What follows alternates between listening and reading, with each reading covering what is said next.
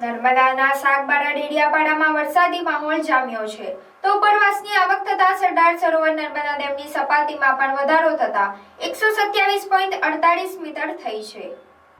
ગુજરાતમાં હજી ચોમાસાની જમાવટ રહી છે ત્યારે મધ્યપ્રદેશમાંથી સરદાર સરોવરમાં પાણીની આવક વધીને 56,000 ક્યુસેક થઈ જતા નર્મદા ડેમની સપાટીએ પ્રથમ વખત 127 મીટરને વટાવી દીધી છે અને 24 કલાકમાં 25 સેન્ટીમીટરમાં વધારો થતાં સપાટી 127.48 મીટર પર પહોંચી છે, જ્યારે મહત્તમ સપાટી 138.68 મીટર છે।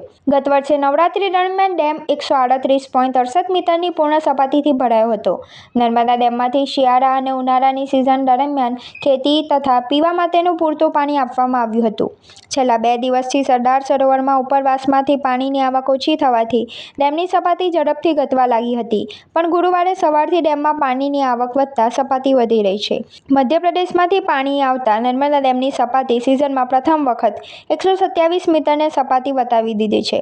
રાજપીપળા સહિત અન્ય તાલુકામાં છૂટોછવાયો વરસાદનો બીજો રાઉન્ડ ચાલુ થયો છે। ઉપરવાસમાંથી 38,760 ક્યુસેક પાણીની આવક થઈ રહી છે। કેનાલમાં પાણીની જાવક 16,132 ક્યુસેક છે તો ગ્રોસ સ્ટોરેજ 6,344.41 MCM।